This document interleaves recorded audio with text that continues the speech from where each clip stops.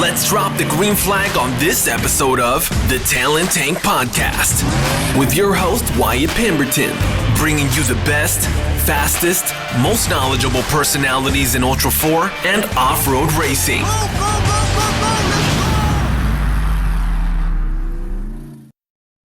Hey, it's Wyatt. Yes, asking for your help. If you like the show and enjoy the content, please hit the 5-star rating on Apple Podcast or on Stitcher. Please consider writing a quick review on the Talent Tank Facebook page, on YouTube, and absolutely on Apple Podcast. And consider joining the discussions in the Talent Tank Insiders group on Facebook. All right, let's get to it. All right, welcome back to the Talent Tank. This is Wyatt, your host. Today, as you clicked on the episode, you saw that we have Wayne Israelsen in the hot seat with us. He's taking a dive into the tank with us. Shockingly enough, he's the wizard of the whoops, the doctor of the dampening, the one who will get you righteous with the rebound. Wayne, welcome. Thanks a lot, Wyatt. Good to be here. I'm so excited to have you on. I've known you for over a decade. You've let me stay at your house before when I've been in Menifee, California, where you hail from today, the home of the Israelsen family, home of Alltech Motorsports. So, yeah, I remember you got really tired of sleeping on the floor of that RV for a couple of weeks there. Yeah, that might have happened. But, man, it's such a good time. Anyone that was listening to just a couple episodes ago caught, Adam Woodley and I talking about what happened in 2009 with Vegas to Reno, Best in the Desert Vegas to Reno, the registration of the 4400 class and the first best, really the desert race that put the 4400 number placards on cars. And we discussed Vegas to Reno, and that was the first time I met you. I flew out to Menifee. Jeff Knoll picked me up in his chase truck from the airport there in Ontario, little Southwest Airlines, and delivered me to Barstow, wasn't it? No. Didn't you come straight to Barstow? No, he delivered. Did you come here? All right, awesome. Jeff and I came straight to your house from the airport to Casa Israelsen, the little ranchette there with the big old shop behind it. It has massive amounts of history there. At the time, you had yourself racing out of there. Dave Schneider was prepping a car there. Dave Cole had a pro mod that was there. Ben Napier parked his race cars and race trailers there. I believe that first night I was there, I believe the Hartman showed up, and that's Dust Junkie Racing. Yeah. You had Chris Cabrera, Chupa Cabrera, Mobile One Sin. Yep. He showed up. He did some radio work. And then you'll have to remind me of this guy's name. He had a Class 1 that he tended to race Snore with. He had a shop over in one of the orchards. I believe it was an orange Class 1. So Jim Knox? That's who it was. Jim Knox, he was a rock crawler, but that car was built by Sean Dunn.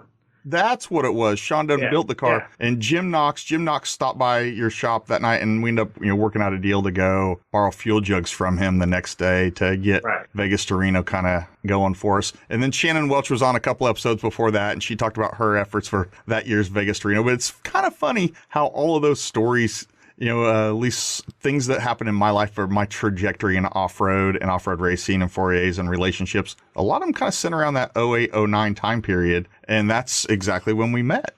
That was a race to remember. That was one of those races where I was so happy it was done. It was a hard one. I think we did 13 fuel pumps during that race. But what was great is the build up to it and all the prep and stuff. The preparation we did. I can remember I thought you had come straight out to Barstow, but I guess you came here first because we went to test that car that we raced the next day. And I thought it was a little bit funny, your reaction when I gave you a ride. You actually felt like shocks were supposed to look like or feel like instead of what you were used to. Oh, yeah, we were used to, at the time my car was on ORIs. Those were definitely not made for the desert at all. No, that was good stuff. And you had a story. You said you were going to, because when we had this discussion about... I know this one, yeah. Yeah, we had this discussion about doing this, and you said, you know what, I just listened to Adam Woodley and Woodley telling the story about why you grabbing the radiator cap to fill it, and you just grabbed it and threw it open because you knew we needed water and to turn the car out. But you had a perspective of inside the car. So, yeah, Jeff and I leave the line. It's 117 degrees. I'd raced a lot before that, and Jeff had done some desert racing, but we couldn't believe the dust. It was so dusty that at one point we were watching something and we thought birds were flying off the ground in front of us, and then the dust cleared just enough to see that there was a 12 car that was shredding a tire and it was throwing black rubber at us that we thought were birds because we couldn't see the car. It was so dusty. And so that was pretty cool, but got around him and kept going, and then the car overheated. The fans had, I think the wiring had melted to the fan. So in trying to fix that, I'd cut my finger really bad,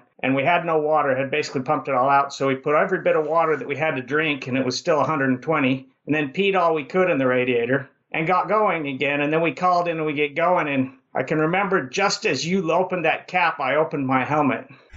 So it went a full face full of Jeff and my piss and water and whatever, Coke, whatever else we had out there. I still have that helmet, and if I were to warm it up, I can still get that nostalgic stink from that day. Oh, wonderful. Yeah, that was terrible. I mean, we learned so much, and it's funny when I remember back to that race, how kind of bad so many things were, but I've completely forget about the bad parts. It's all about how much fun we had. Oh man. I'm exactly the same way. I swore I'd never race another desert race as I drove home in my motorhome that morning, and then it started to rain, and I calmed down, and it wasn't a year later, I'm back in a race car out in the desert. So it's one of those things where the hard ones, it's a little bit like working on a race car for me. The hard ones are the ones you learn from and remember, and that one taught us all a lot. Oh, it absolutely did. Well, we've got you in the tank today, and we're going to talk about, who Wayne Israelsen is, where Wayne's from, where he grew up, his family. He's got a wonderful family, and then his business, All Tech Motorsports, and what he does for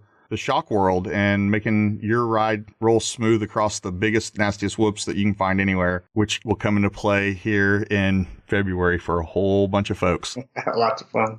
Lots of fun. Well, Wayne, you're actually a Utah guy. Born, raised before you moved to California and became a Menifee-ite. Yeah, transplant. A good transplant. So you grew up in the northeast part of the state, like up around Logan, but then you ended up in Hiram as a kid. So yeah, I was born, we lived in Logan until I was about 6, and then we bought a house on a couple acres in Hiram when I was 6. I can remember house was just basically 2 log cabins that were put together, and had a bunch of yard for me to light fires and do all sorts of bad stuff in the backyard. But we had snowmobiles we would ride in the backyard. And then we weren't too far from the family farm, the dairy, where I would milk cows and haul hay and do all that stuff that taught me work ethic, honestly. Went to school and lived in that house from the age 6 till when I was 18. And I loaded everything I had in a 69 Mustang and moved to California to go to school. So really loved being from Utah. Look, I go there and visit, but the pace is so slow now, I don't think I could move back. Well, I think, and some of that prepped you for the life you have there in Menifee with your mini farm you have. When I was there, you had chickens and goats and, just every animal under the sun running around out there.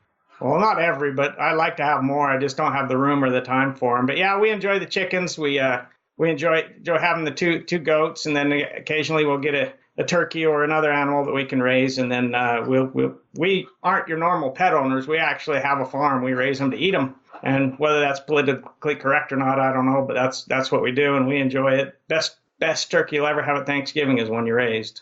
Oh, all right. Kind of your work ethic as growing up. I know you had a paper route and ran a paper route and saved up some money for your first car, and that's kind of where this whole thing takes the motorsports turn.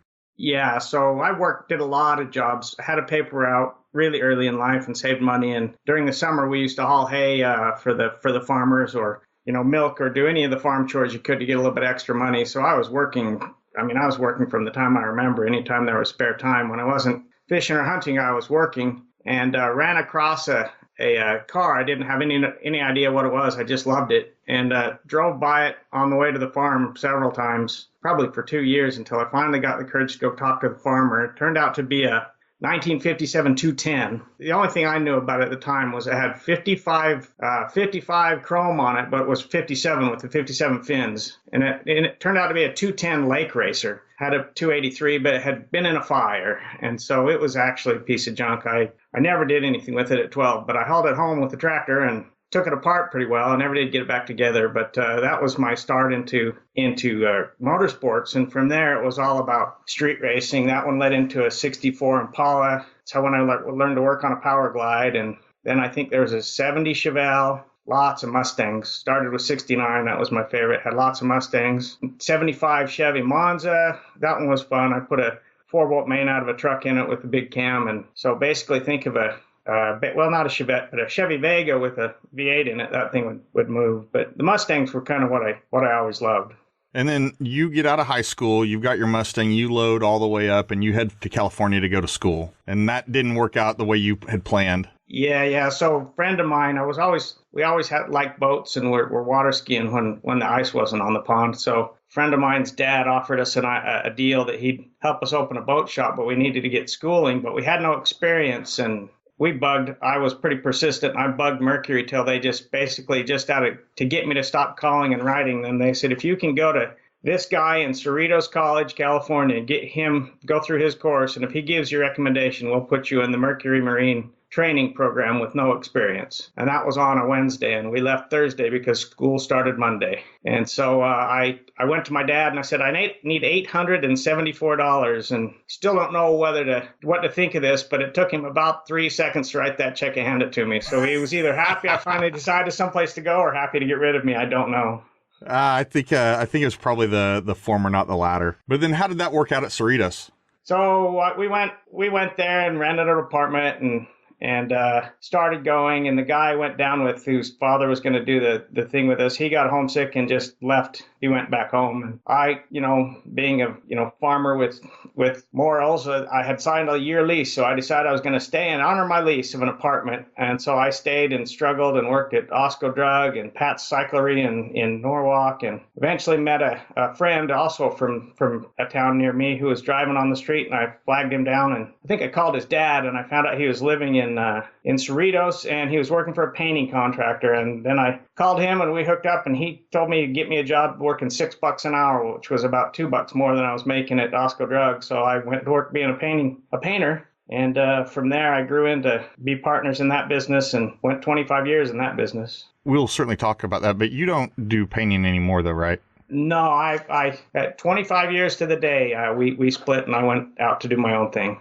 Gotcha. We're going to get into that because that was the Wayne that I knew was a painter. I think you have a couple good stories that I want to touch on. But in this time frame, you're cruising around town. You've got your Mustang. You're working as a painter. You meet your wife, Kathleen. So, yeah, Kathleen, she's actually the general foreman of Bruin Paintings.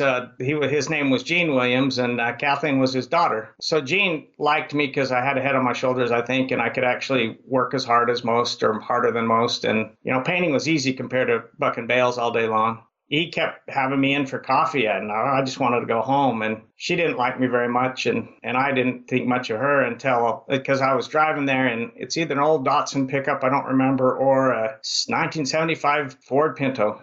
We named that thing Rex. It was a pile of crap, but sure had a lot of fun in it. And imagine a rental car you own. That's what Rex was. You're working for a painting company. You're making $6 an hour. You've still got your Mustang, and you end up meeting your wife, who you guys have been together now, married for 31 years.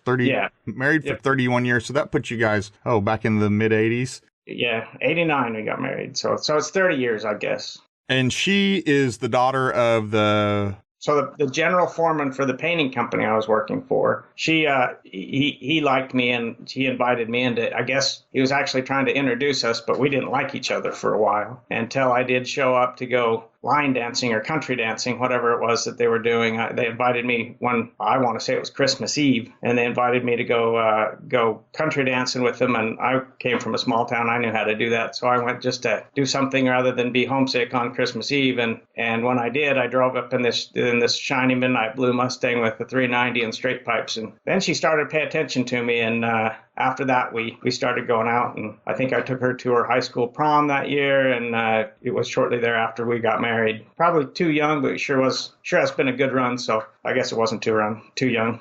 I know my father-in-law will tell a story about my wife, like she'd had various boyfriends that she had brought home over time, but when she brought me home, I drove this this Duramax crew cab, and we show up at his house, and afterwards he's like, "Yep, that's it. That's going to be the guy she's going to marry." He showed up in a truck. That's totally outside the norm for her. So I was the one that he was finally like worried about. But but it's funny how vehicles can do that. You get that. Yes, I'm interested in that person. That initial. There's something initial. Sometimes it's just in a bar. You see them across the bar, they catch your eye. But a lot of the time, it tends to be a vehicle. It's kind of funny like that. I think if you share interests, it might be that we shared interests because she was also driving a Mustang at the time. Oh, there you go. See? And that's exactly what happened. And here you are 31 years later. You guys have been together about 32, 33, and you've got a handful of kids that are grown. Are you guys empty nesters now? Zach still lives here. My youngest still lives at home because he's going to engineering school. He's on his last year of engineering school, and he's a heck of an engineer. I'm really proud of him. He works for me, and he does all our CAD drawing and most of our machining. But then you've got a couple daughters. I think one's a chef. So yeah, I started at the top. So Nicole's my oldest. We had her just shortly after we were married, about a year after we were married, and I don't know how she survived with two of us being 19 and 20. But she's a really sharp kid. She's 29 now, I think, and a school teacher at one of the local school districts, and has two kids of her own. And all you dads, it's so much easier to be a grandpa than a dad. So look forward to that. And then she is married to a really good guy, Vinny. He has really bad taste in cars like me. He likes internationals, which is awful and terrible and wonderful all at the same time. So I got a yard full of his stuff as well as a yard full of my stuff now. But that's good. That's something we share. And then they have two kids. Skylar, she's 2. She pretty much runs the whole family right now. And then Mini Vinny, I call him. He's just happiest kid. Just looks just like Vinny, and is just all he wants to do every day is smile. Just look at him. He just wants to smile at you. And then I have a daughter, Taylor. She's 27. She's a chef at one of the local wineries, and she does really crazy stuff. She's the one that helps me harvest and clean and prepare and cook all the critters that we have around the shop. But we try to visit her restaurant every couple of weeks. And for Father's Day, she made me a 54-ounce tomahawk ribeye. That was 3 days of eating. Oh wow! It was good.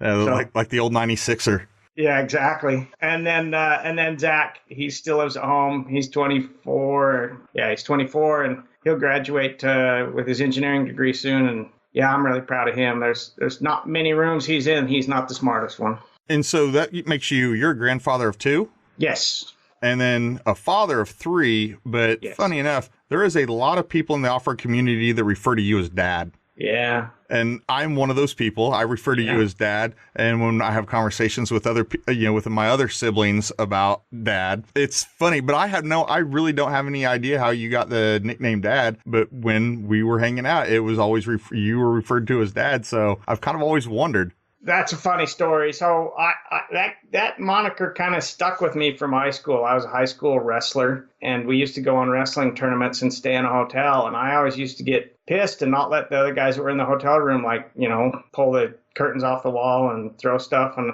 they started calling me dad, and that kind of stuck. And then I think Chris Cabrera, Chupa, was calling me dad, and Dave Snyder was down prepping that car, I think to do Vegas to Reno. No, it wasn't. It was for the Royal Purple 500 in June before we did Vegas to Reno. We were prepping for it, and we were all prepping that car, and they started calling me dad because I was kind of directing traffic, I guess. We go to do this Royal Purple 500, and we finish, and there was one other Ultra 4 car there. Jim Knox and Howard Kinnick and Earl Fraser were in another Ultra 4 car there, and we won. Well, we won our class anyway, but you never tell anybody how many people in the class, I guess. No, yeah, right? Yeah, so after we all went to this Chinese restaurant in Lucerne, California, don't ask me why, but we did. And Dave, everybody kept calling me dad, just giving me crap. And the Chinese waitress lady, she goes, "Are you the father?"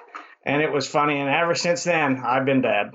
That is funny. Well, I still refer to you as that, certainly in text or when anyone says, actually, you had several people reach out to me to make sure that I was doing an interview with Dad for the Talent Tank. And I said, I wear it proudly. I actually put it on my shirts. That's outstanding. How many years did you paint before you went out on your own and became somewhat Wayne the entrepreneur? So, painting went 25 years from October 26th. 25 years, October 26th, 1988 to to 2012. That's not enough time. I started in 1987. It's 87 to 2012. And October 26th to October 26th. Don't ask me why I remember that. I just remember that. During that whole time, when I was painting, I did well. You know, we worked hard, but we had a really good painting business. We were the biggest non-union shop in Southern California, so we did really well, and it allowed me to be able to have some disposable income to go do crazy stuff like rock crawl and build cars and Jeep and drag race and motorcycle race and all the stuff that I did to learn, and it also introduced me to a lot of really good people. You know, Dave Clark and some of those guys and Nye Frank and some of those guys at New Shocks, and I got a pretty good introduction to what suspension will do for you. And when I was a poor boy racer on a motorcycle, I found that I couldn't do much with the motor. I didn't have the equipment, but I could do a lot with the shocks. And if I was faster than them through the rough, didn't matter how much horsepower they had, I could still beat them. And that's kind of where my shock work came from. In all that racing, I found a lot of issues that were easy to fix for me anyway. It just made sense to, you know, when we were spinning the bolts out of 9-inch Fords, just to put a bridge lock like they have on the clutch of a quad in there. They work, and that's what we did. And how you've become the master of the motion ratio. Yeah, well, that's how the shocks came, and you know, I had a good early teacher, and he taught me the simple math. And a lot of people think it's complicated, but it's very simple math to figure motion ratio and to figure spring load and all that stuff. There's more complicated math to do, like frequency, and I don't do the frequency math just because it takes too long, but you can do get the same exact result by not actually figuring the frequency, but figuring the preload. So that's kind of how that came. So the whole time I was doing, you know, painting, it allowed me to race and work on my own stuff and figure stuff out. And I've been doing shocks since the late 80s. I haven't been good at it. I've been good at it for about 15 years. So it takes a long time to figure out. And there's a lot of people that have been doing shocks and know, you know, and do good stuff for what they know, but when they get in the weeds, that's when you know when a shot guy's good or not. Right. To jump back, I don't want to, I guess, close the loop just yet on your entrepreneurial skills, but sure.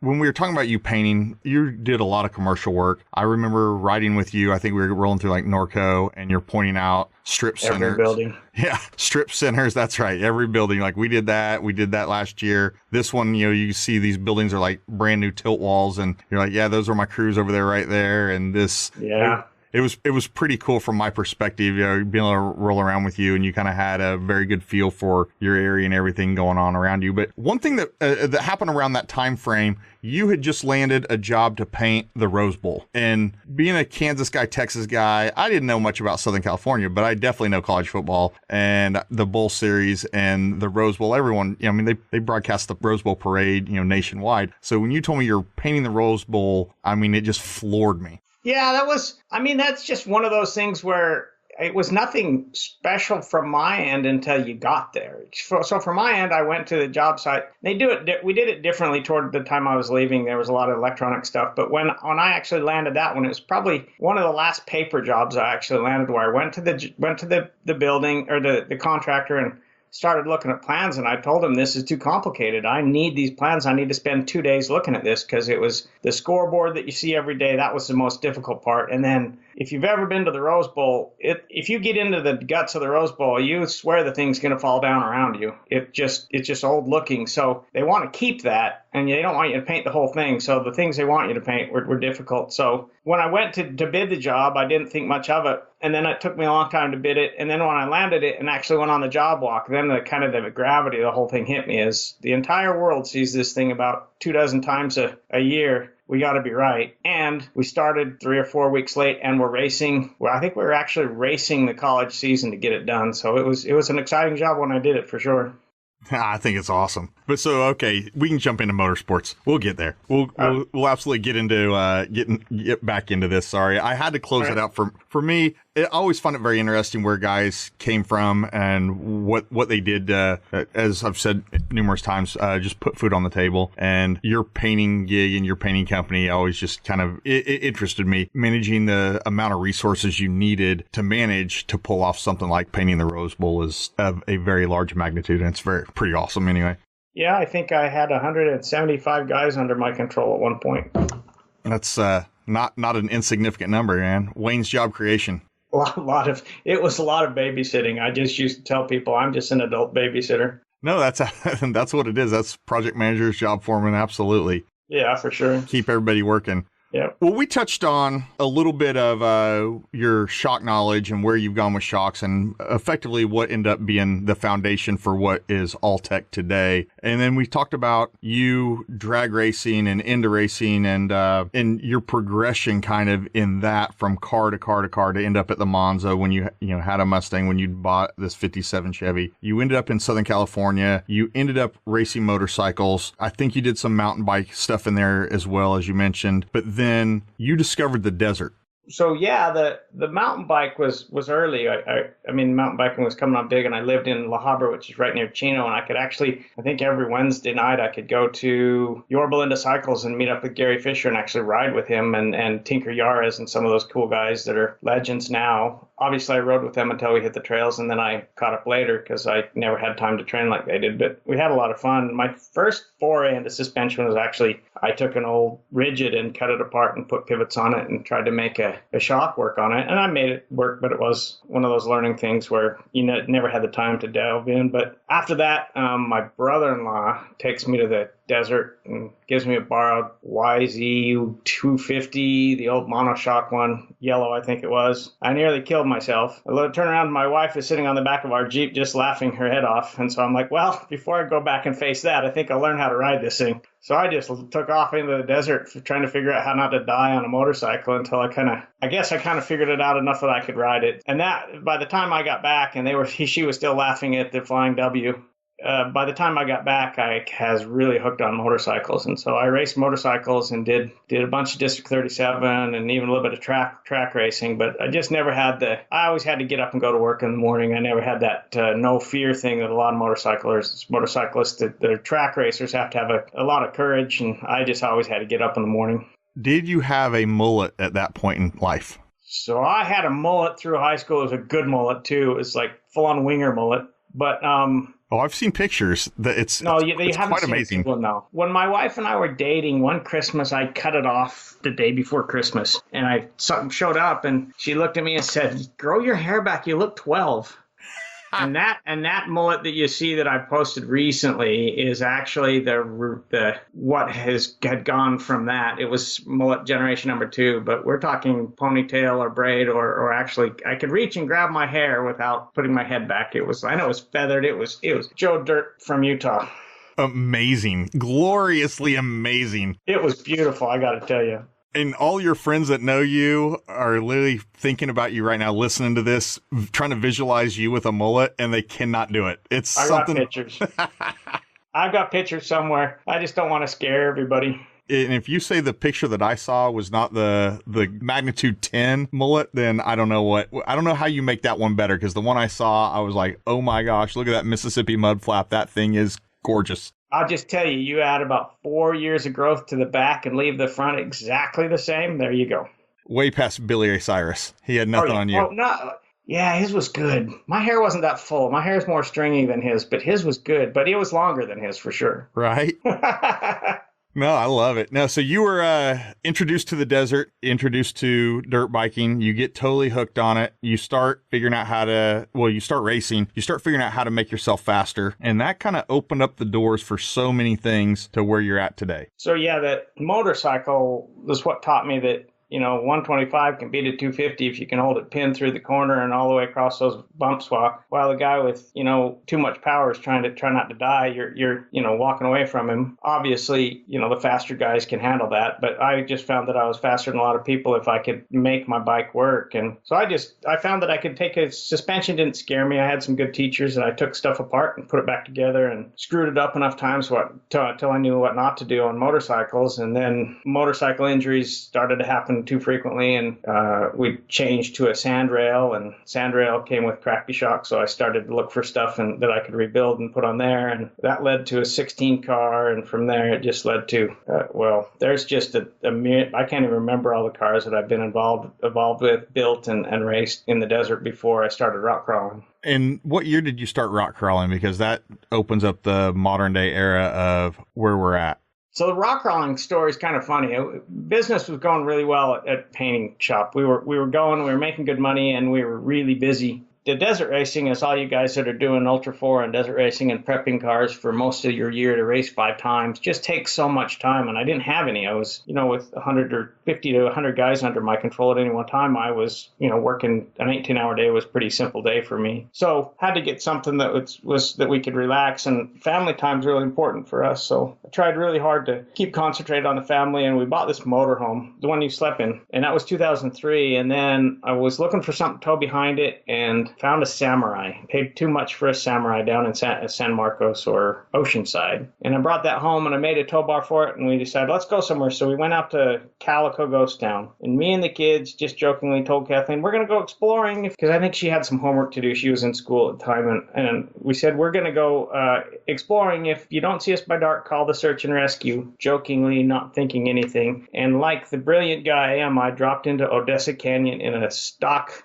on 27's Suzuki Samurai. And so I ran Odessa Canyon because it didn't have the power to go uphill. I ran Odessa Canyon all the way down through all the waterfalls, and I didn't know there was a way to get around the gatekeeper, and I drove through the gatekeeper with 3 kids no older than 10 on a stock open Suzuki Samurai, and there again I was hooked. And after that, it was every spare dime and minute had that thing on the lift making cages and lockers and Toyota axles, and that led to a Jeep of Kathleen's, which we would then go all over the country with 2 cars on a trailer. And we've always been Team Izzy is the family name. So when I raced mountain bikes, Team Izzy. If we raced motorcycles, Team Izzy. We never belonged to a club because we were run on a different speed. Most people are up by 10 in the morning, and we've done 5 trails by 10 in the morning. So that's kind of our speed. So we just kind of did stuff by ourselves, and that's what hooked me on rock crawling. And it wasn't a year later we were competing with a stock mod and having a lot of fun there, and that led to meeting Dave Cole, and pretty soon we were competing in pro mod, and Dave's been a really great friend ever since then.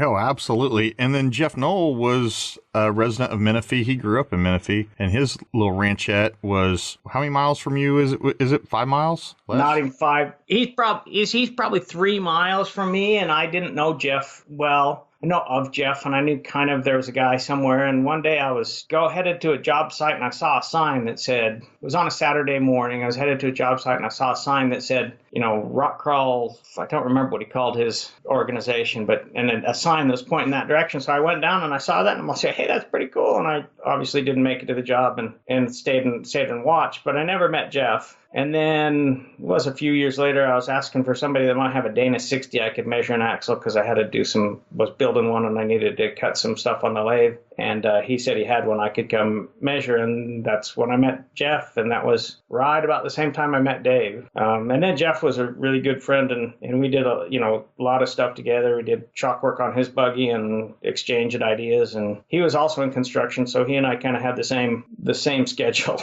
And so you guys are prepping, working, whatever, fabricating out of your shop, behind your house there in Menifee. And Dave Cole's over there regularly with his pro mod, and Jeff starts hanging out there a little bit. And I think this is where some of the inklings, some of the napkin scratches, early formation of this idea of this thing that happens in February kind of happened. It was kind of in your nest behind the Israelsen house, Team Izzy. Yeah, a lot of that happened. I believe they met at the Denny's for the napkin conversation before we really got together. But then when Jeff and Dave, when Dave was coming down a lot, and that was a good opportunity for Jeff to come meet, they would meet a lot. And they would have a lot of the meetings, figuring out a lot of the A's and B's and what they were going to do, and the dotting the I's and crossing the T's and vice versa in my shop while we were working on the car. My first inclination that there was going to be something is one day Dave comes down and he comes late and he's limping, and I'm like, what's wrong with you? He said, I ran every hammer trail yesterday. I'm like, you did what? He said, I ran every hammer trail yesterday, and here's the GPS coordinates. He has a handheld,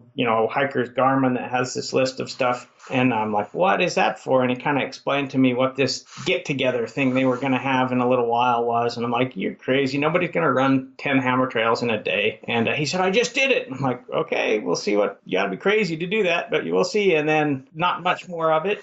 Yeah, then it happened. Well, not much more of it. And then at work and I needed something for one of the Jeeps. So I stopped at the pickup part off Milliken up there in Ontario, and my phone rings and it's Dave. And I said, "What's up?" He said, "What are you doing tomorrow?" I'm like, "Working." He's like, "No, you need to get your Jeep and get to the Hammers tomorrow." I said, "My Jeep's in pieces. I can't do it." And he said, "Well, there's a guy, you might know of him. You haven't met him. He needs a midget that knows the Hammers a little bit to fit in his car." And I'm like, "Well, no," he said, "actually, he told me he needs somebody cool that's a midget that can fit in his car and knows the Hammers a little bit." And I'm like, "Well, I'm a midget and I know the Hammers. I don't know about the cool part." He said, "Come out anyway." So I called everybody I was supposed to set up the next day and said, "I won't be there. I'm going to do a thing." And I roll up the next day morning at 5 a.m. and I think I sit and wait for half an hour, and pretty soon Scott rolls out of his trailer and this is Scott Ellinger, right? Scott Ellinger, yeah, I didn't say that. So Scott Ellinger, this guy I'm supposed to meet, rolls out of his trailer, and he looks like he's driven all night. He had. He rolls out and said, "Nice to meet you." He said, I think his quote to me was, "I don't have anything to tease you about, so you must be okay. And you need to bolt the seat in your car. And only 3 bolts fit, but you'll be fine. The seatbelt holds you in." And that was how I met Scott Ellinger. And then I strapped in with him, and we went on the OG, which was a fun run. So 2007 OG, Scott was one of the 12. You were his co-driver. And I recall a story you told me, and it might not be your story, but I think it's your story, that you guys had your seat would catch on fire or the car would catch on fire, and you'd work your way up a hill and it'd just get hotter and hotter and hotter and hotter and then you guys would crest the hill and you'd take off and you'd floor it and that'd put the flames out or something along those lines. So yeah, it happened on one hill, and then it got really hot on one hill, and then so we were going, and the way Dave set that up was pretty cool. But you'd pull up to a GPS coordinate, like the Big Rocks going into Outer Limits, and there'd be a notebook, and you'd stop and you'd write the time you got there, and then you'd continue on. We take off. Dave drops his arms, and somebody moons us, and we take off, and no nets, no nothing. I think I was the only one in the whole field that wore a helmet. Maybe Jack Graff did too. I can't remember. I had these yellow gloves on, so there's some pictures of a guy with a yellow glove holding the B pillar or the A pillar of Scott Ellinger car, and that was me. We get there, and then I think there was a cluster on Outer Limits, and we cut a tire, and I think we borrowed like 30 plugs from Hobie Smith to get the tire fixed, and we continue on. And so we're running a little bit behind, and then we're following Tracy Jordan, and he takes off into the Marine base. I don't know how he didn't get arrested. And I told Scott, "We can't turn there. We got to go this right way." So we go up Devil's Slide, and as we're going up Devil's Slide, I got my seats getting hot, and pretty soon they're smoking. I remember flames. I think Scott will say there weren't flames, but he wasn't in that seat. I'm pretty sure there were flames. And we crest the top and go down the other side, and going fast enough with the air going through and the exhaust not so hot, it stopped burning. But yeah, every time he'd be having to give it gas and not go very fast, that seat would burn. See, I was impressed with myself that I actually remembered that story from you telling me a decade ago. Yeah, that was. I actually had most of the details. That's an amazing story. Scott Ellinger, he's a Colorado guy, right? Yep. Yeah. Yep. I've never met him, and you've actually thrown out a couple names there of guys that were in that OG12 that were very amazing rock crawler guys back in the day, and then they've they're just they're not around anymore. They've moved on to other things in their life, like you mentioned Tracy Jordan. That guy was an amazing rock crawler, champion. Yeah, one of the best. In his engineering, his skill to overthink a car and take it to the next level was bar none. Yeah, I think he still has that. It wasn't too many years ago that I saw a Polaris Razor that I think it was a Razor that he was building to race, and I just looked at it briefly. I was out there doing something else, and I looked at it briefly, and I'm like, that thing looks like a spaceship. If I'm thinking of the right car, but I'm pretty sure it was one he was building. He didn't end up racing for some reason, the ECM or something fried, or I don't remember what it was, but. He, one of the legends of rock crawling, but all those guys, JT Taylor, I think was there, Hobie Smith, Brett was there. I think Eric Anderson was there, but I think he was co-driving with somebody. Anyway, John James, just guys that were staples of the rock crawling and really the hammer scene at the time were out there. It was a really good time. It was great to share that with some of those guys. Absolutely. I mean, it's the roots of where that sport has came from. It's just an amazing event that Dave and Jeff were able to pull off, and it's so cool to have the conversation with you about being there, and then the crazy story about how you were there and what happened during the event. Just nuts. And then John Reynolds went on to win that in that car that Rob Bender Park had built, that Bronco. the black with green flames. And then Yeah. that thing was at SEMA a few weeks ago, last week. And Last week, yeah. if I understood right from Bender, that car is going to be racing at KOH this year in, I guess, the Legends class. Yeah, it would be 4,800 if it was a single shot car then, so it's probably the same now. So I found that to be the coolest information I heard in the past week, was that car, former King, is going to come back and do work in February. And now, if that's wrong and if my intel is wrong, I'll eat it. But that was from Bender. Bender told me that, and I'm going to throw him under the bus that if my information was wrong. How about we just put it this way? We all wish it had happened so much that maybe it will. Yeah, no, I think that's spot on. I will absolutely run with that. That'd be really cool to see that car out there. It was such an icon back in the day, and I'll just tell you, I rode in it with JR, and whoever races it, please let me help him with shocks. Yeah, he and I will tell you that the current owner, he listens to the show. He's a good guy. So around this era, like I said, there's a lot of nights and weekends going on in your shop with a lot of guys coming over, a lot of work being done, a lot of engineering and re-engineering and working things out. And that went on for years. And if anyone hasn't figured this out just through this interview or have heard Wayne or Dad mentioned in the past, he's an engineer. He has an engineering mindset. He thinks things through very much in an analytical way, mechanically taking things apart, re-engineering them, figuring out how they work or how to make them better. And he's had a couple products I know across the years that he's been known by. He doesn't do a lot with them today, but when I first met him, you were experimenting with wiffle balls and fuel systems for baffling. And you had a story that was like you guys, maybe the Hartmans and maybe Jeff Knoll were involved. Every time you went by a sports store, you would pick up a different brand of wiffle balls, and you had all these test buckets in your shop of fuel, race fuel, with different colored and different size and different brands of wiffle balls, trying to determine which wiffle ball company's plastic did not break down to race gas. So yeah, and actually race gas is easier on than pump gas. But so that story comes from, it was common to I've spent many hours in the desert before that with my arm up to my shoulder in the fuel, whatever race fuel and non-race fuel, trying to get all the foam out so I could clean the filter one more time and keep racing. And that's because the black foam that comes in the stock fuel cells at that time, that black foam does not like old fuel. It does not like ethanol, and it likes to break down.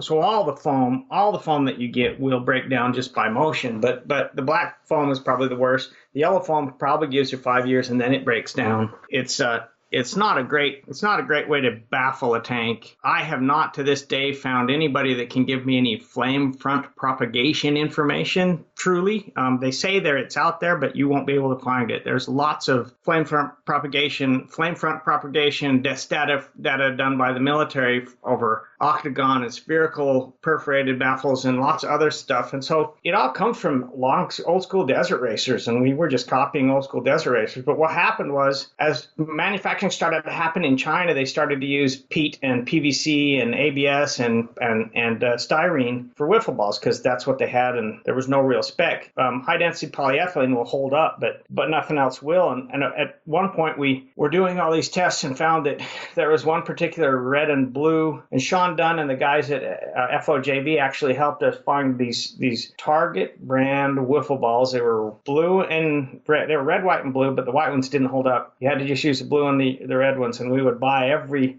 time any of us would be at a Target, we'd buy them all up. But we also had every other wiffle ball you could buy anywhere to figure out what was lasting. And the Hartmans actually ran a different one after doing some testing in Vegas to Reno. But what they didn't do with the test of the bucket sitting in the backyard was heat and agitation actually made the reaction faster, and they ended up with poly spaghetti in their tank after a while. So that was a big learning curve for the Hartmans. And what we're talking about here, for anyone, we lose people. I know this one is going to be very techy as we go further and further into shock tuning. But what we're talking about is the fuel cell on a race car or even in your car. We baffling it, keeping what's called what would you call it? Liquid hammer from when you slam on the brakes or slosh, really, but just weight transfer. Just weight transfer. Keeping the fuel from slamming to the front of the tank or sides left, right. And if it does that enough, it weakens the tank and eventually will split the sides and things along those lines. We're talking about baffling that to try to slow that slosh down. So yeah, in any big event that would actually cause enough weight transfer and a big enough force impact to break the tank, you want to dissipate all the energy of that moving liquid. So it helps with normal driving to just stabilize the liquid and you don't feel the slosh, but it also helps in the big event and the rollover where you don't split the tank open while you're rolling over and then cause a fire that's coating everything because you've dissipated energy. So we're trying to figure out ways to do that, and foam is a decent way to do that, but not with water, not with fuel, because it breaks it down. And then you end up deciding, I'm going to build a better mousetrap here. And you reached out to some manufacturers, you got some samples, and you started making your own baffles. Yeah, so basically what happened is we just couldn't buy high-density polyethylene wiffle balls anymore. It just became too hard to find them. So I thought, well, why don't we just figure out a way to make something? And I came up with the simplest, cheapest way to do it is just to make a cylinder. If you made a thin wall cylinder that laid randomly in the tank, it still did the same thing. It still changed direction of the fuel as it sloshed, still did everything. And the biggest thing that it did that a sphere doesn't do is it didn't retain any zero. It doesn't retain any or fuel or liquid. So you could use all the liquid you could get in the tank would end up at the bottom of the tank. You wouldn't have small pools in the spherical part of the ball that didn't have a hole in it. And so that was a benefit. So I had a mold made to make some stuff. And what we found that was we did a blow mold process, and I had a mold made and spent the money to do that. We found that blow mold doesn't get the high density polyethylene hot enough. And when you agitate and heat, it will come apart in flakes. So I own a mold that doesn't do me any good right now. So then I found another way to produce them that actually came out very well and made it far cheaper to do. And I was able to produce what we call the 4x4 baffle, which is a 4-inch by 4-inch cylinder, 40 thou thick wall. They work very well. They're not the fix to everything. You can't really use a swing style gauge sender, fuel gauge sender in a tank that way, but they did what I wanted them to do. And we still have some, and we still sell them, but I don't know that I'm going to order because I have to spend $10,000 to order enough every time, and I'm kind of focused on some different kind of hardware that I'm trying to get out right now. What are the top teams that you work with? What are they running in their tanks today? So if the trophy truck guys run yellow foam, but they change it out every year. Okay, that's what I assumed happens, but. And I've run with teams where Laughlin last year, 2 teams had foam break down and blow up motors just because those trophy truck motors are pissed off and angry. And when you have a pissed off, angry motor that goes lean, it just destroys itself. Since I mentioned it, that you've worked with some teams, you have your resume, as far as it's concerned, your portfolio of teams that you've worked for or worked on or co-driven for is absolutely probably one of the best in the industry. Like you've literally worked with everybody from Rob Mack, the winningest driver in off-road history. You worked with the Poison Spider guys. Justin Lofton. Lofton had a little bit of a foray in NASCAR, and then he's been just an off-road contender, multiple Mint 400 winner. Bryce Menzies. We've seen Menzies in Pro 2. We've seen him in Pro 4. He does some amazing stunts. He does some UTV stuff, and then his stuff in the trophy truck or the T1s. He's got currently that brand new all-wheel drive, beautiful sex on wheels, 1,000+ horsepower 4-wheel drive.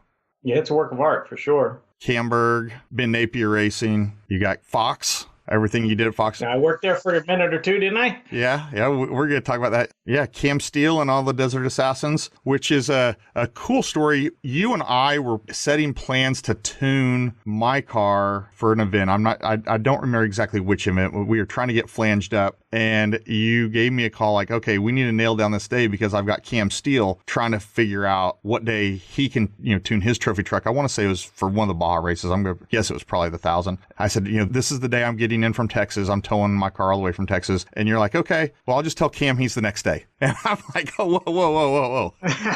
Whoa. I've seen Cam Steele, announcing on ESPN. He's been on, he's this legend. He's just this amazing individual. And he's now announced multiple times at KOH.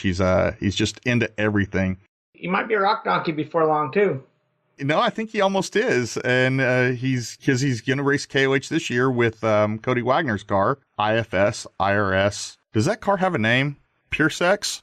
Sex on Wheels, or Pure Sex, maybe it is. Something like that. I have a hard time calling that car that name because I feel like you shouldn't be able to name your car. I think someone else has to name it. Every time I think of that name, I can see Stewart humping the wheel. I just can't do it. Yeah, I've seen that picture too, and yeah, it is an amazing car though. I saw pictures of it from last week at SEMA. It is absolutely gorgeous. But where I was going with that was you've absolutely been involved with the top teams in the business, in the off-road industry for the better part of 15 years, the last 10 even further, the last 5, 6 even amazing. You've got numerous, podiums and victories in the right seat with Rob Mack. That's Rob McCachran for those that didn't get the abbreviation that he's commonly known by, but yeah. Yeah, so, I've been really blessed.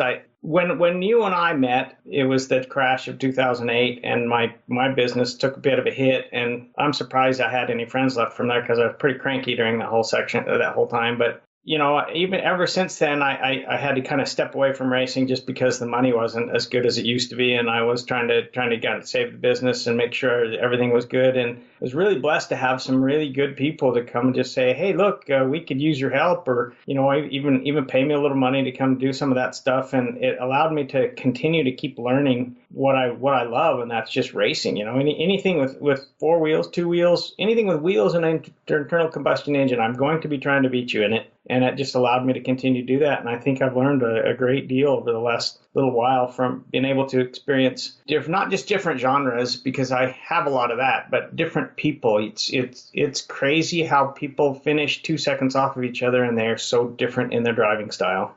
What I found to be absolutely the most amazing thing about your story is that era, in that 08, 09, 10, we were going to guys to get suspension tuning of these solid axle cars. There was only a couple of IFSs out at that time, but suspension tuning on solid axle front, solid axle rear. And they were few and far between. No one, you and I went in the desert with Joel Ward when Joel was at Bilstein, and we went to Gene, Nevada, and tuned their solid axle cars. And it was a guessing game. It really was. And those guys weren't. Obviously, tuning is a lot of black box. It's a lot of what's going on in that tuner's mind. But the thing was, there wasn't minds that had wrapped their heads around the solid axle tune. And here comes Wayne, and you had enough experience with enough cars, and you knew what worked, and you started getting your Wayne brain on them and figuring out how you could make fast solid axles. And that's kind of really you took solid axles to the next level. Things like Miller still competing with a solid axle today. He's still running off, some tune tech that really came out of you in the early years of how to make a solid axle go fast. Right or wrong?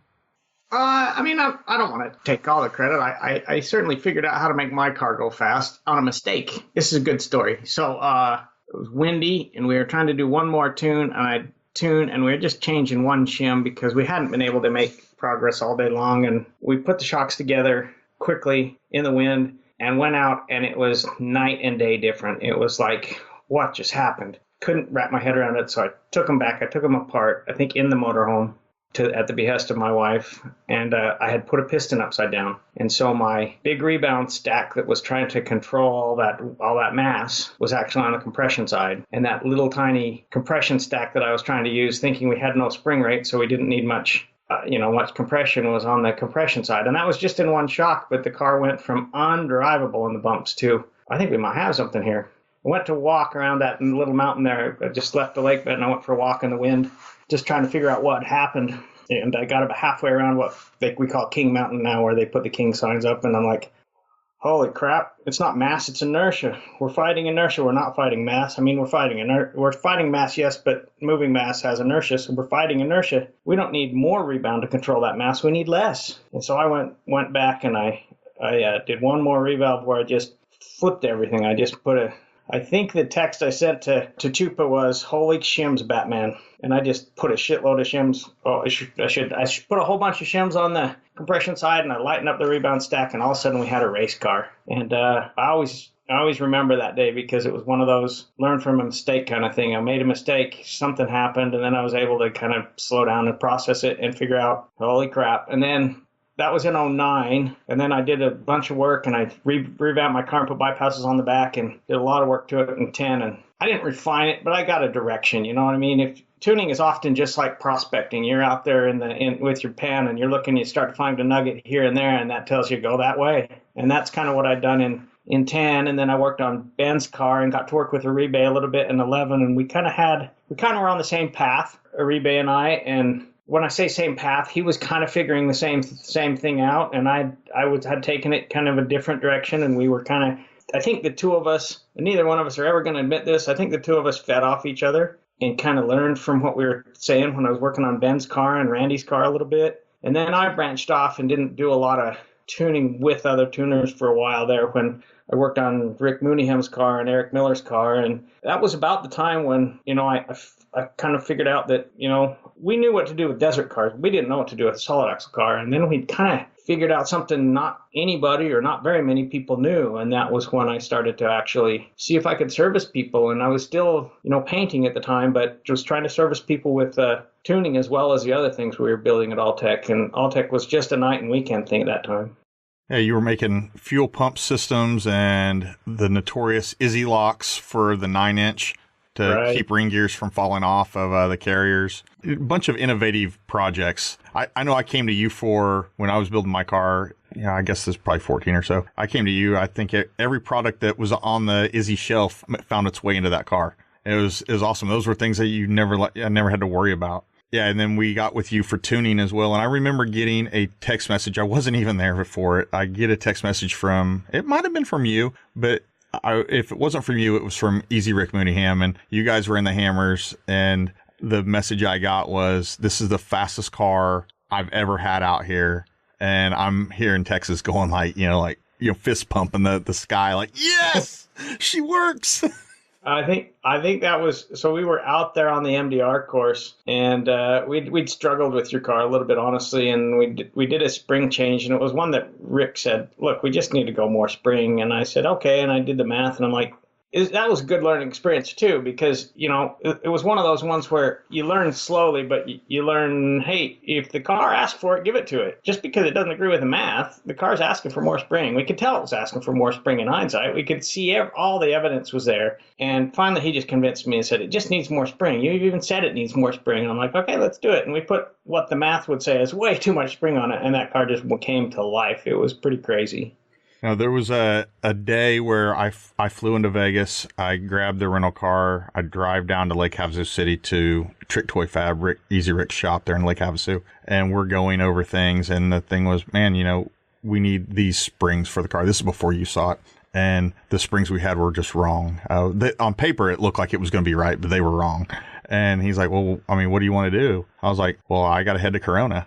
Yeah, good old car tech. I get in the rental car and I leave out, 10 p.m. I'm sitting there in the car tech parking lot when they open, and I fill the trunk of this rental car up with, I think I bought like 30 sets of springs, and we hauled them all to Havasu. I was back there by noon, 1 o'clock, something like that. And then we just fidgeting through and working through it. And then Rick's like, well, what are you going to do with all these? I'm like, I changed my flight, not to Vegas, to be out of Ontario. And I'm going back to CarTech and returning all these and returning my car in Ontario. And he's like, are you serious? I was like, yeah, I mean, that's, can you tell me another option? I can't return all these springs in Vegas. It's funny, bring up Easy Rick. I was just at his shop yesterday getting a set of springs for a car I was working out in Parker. So I stopped by, and I was bummed I didn't have time to go to lunch with him, but it was good to see Rick again. I hadn't seen him in a little while. Now, he's an awesome guy, and I love Lake Havasu City. I really do. I took my wife there once, and it was when we were racing this car. I want to say it was for the Mint 400. We'd flown in, and we wake up in the morning and we walk outside, and it's beautiful. We got there in the dark, and you walk out, Lake Havasu, and you got the river, the lake, the mountains. It's just gorgeous. And she turns and she looks at me and says, I will know that you want to kill me when you try to move me here. And I'm like, huh? And she goes, I can feel my skin drying out as I talk. like I'm going to turn to dust and crumble like that character at the very end of Raiders of the Lost Ark. Yeah, right. Of the Last Crusade, sorry, of Indiana Jones and the Last Crusade. Like that character. Right. Oh man. No, yeah, but yeah, Rick is good people. I've always tried to surround myself with good people. So that's how that relationship came to be, and you guys helping to make that car, just wonderful and just a blast to drive. But man, we tuned a lot with that car with you. We met in Barstow a couple times. Yeah. We met in Parker a couple times, and then at least one time at Apex north of Vegas, at least once working on, you just have to do your homework. You just always have to stay on it. And anytime you can take that opportunity to make yourself faster, and anytime you can get time with the wizard, with Dad here, you take advantage of it. I guess what I'm talking about is that genesis of you and the rock donkeys being these 4-wheel drive cars with 39 to 40 inch tires, solid axles, and I believe it was the late great Pistol Pete who named them rock donkeys. Is that yep. who gave that? It's very fitting. I think there was many people that embraced that moniker and ran with it. I think Dave Cole was one of the first ones to embrace that. I think he had Rock Donkey Racing for any of his Baja efforts. I think that was genius. I wear it proudly.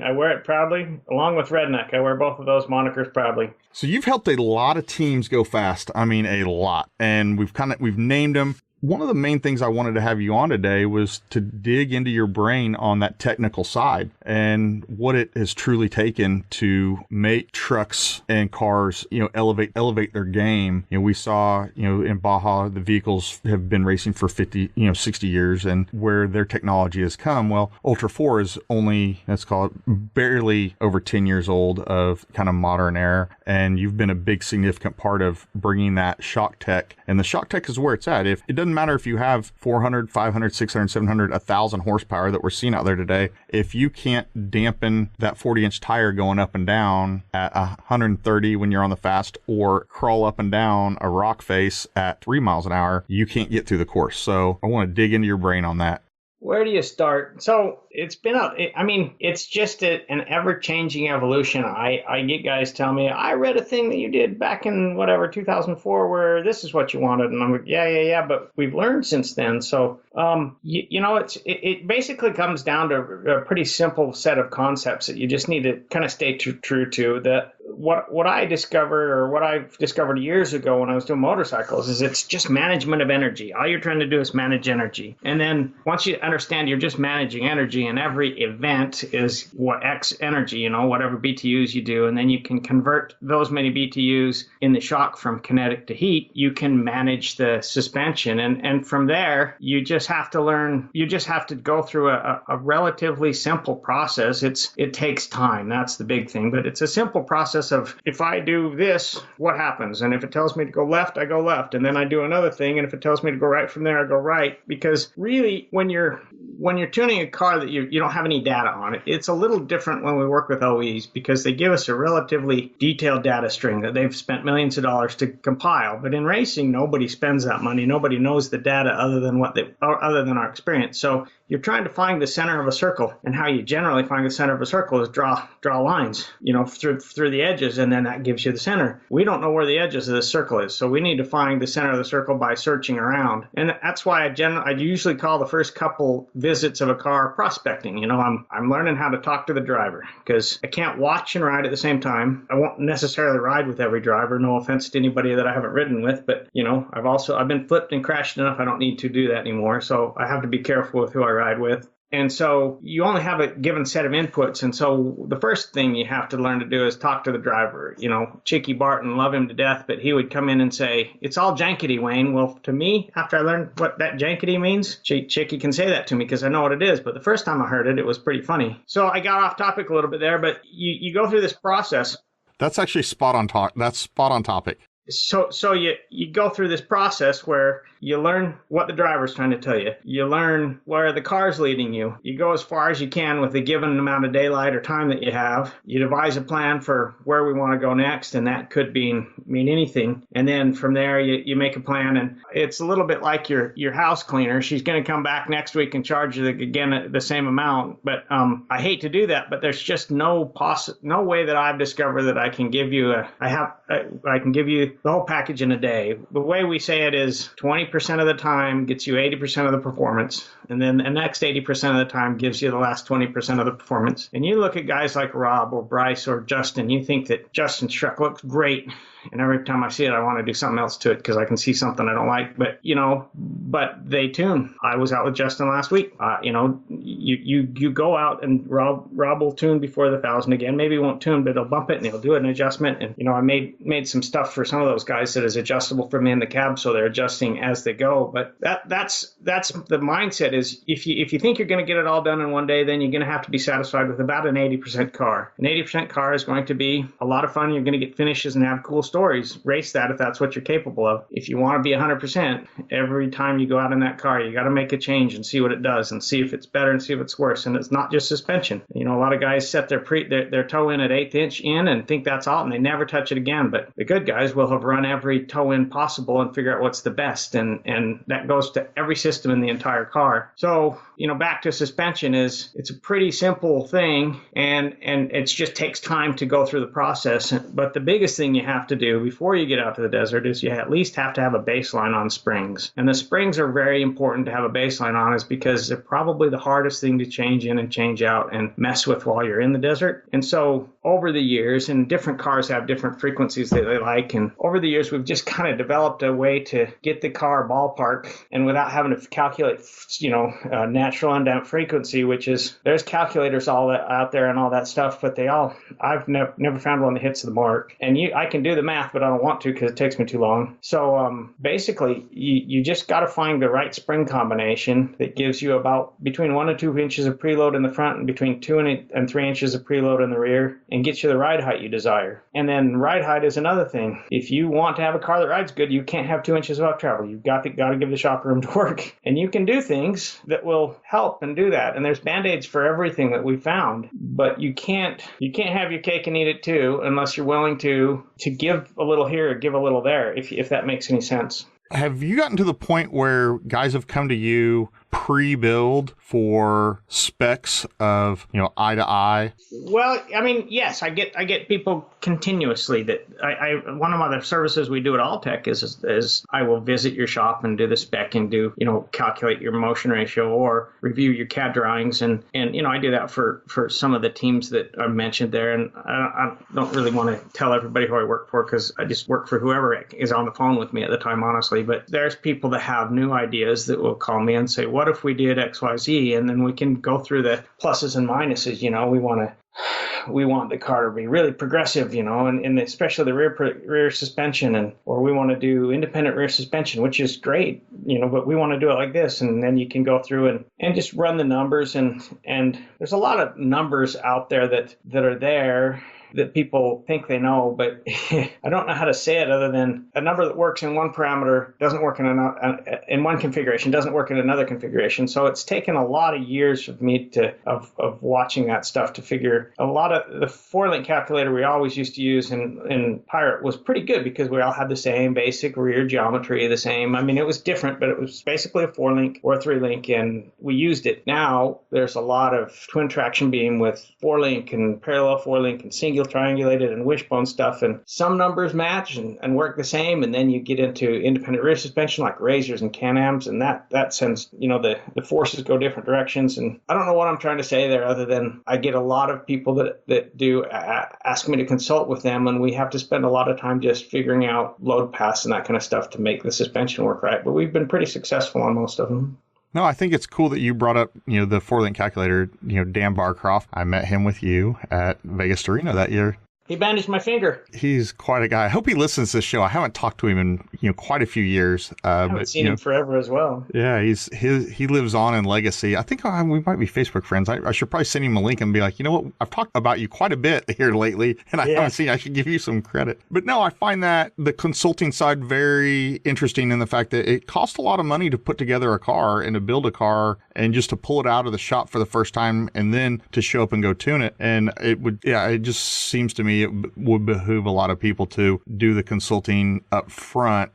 Do not go and try to recreate the wheel when the wheel has somewhat been, you know, worked out. That's so there's two theories to that. And I love the cars that I hate, the cars that keep me up at night, the cars that I can't figure out and take me tons and tons of time and effort to work on. and I feel bad at the end of the day that I didn't figure this out and I'm letting the customer down, are the cars I grow to love. Just like that 2009 Vegas to Reno was the hardest race, and I was done with it, and I think back to it almost every day of my life because they're the ones you learn. They're the ones that teach me, some of the hardest cars. The Yamaha YXZ was probably the hardest thing I've worked on. It taught me a lot about how progressive you can really be in the suspension and what's good, what's bad, and where they're good and where they're bad, just there's been a lot of cars. There's been some mid-engine solid axle cars that have really really thrown me for a loop, and they're the ones that I remember. Like, this is what we did to figure that, and this car's acting the same. Let's try it, and pretty soon you realize why, because there's a force path that does something weird or something like that. That really that's ones you learn on, the harder ones, and that's kind of my whole lesson in life. The things that have kicked my butt and made me go home and want to cry for mama are the ones that I actually end up learning the most from, and then remembering and loving.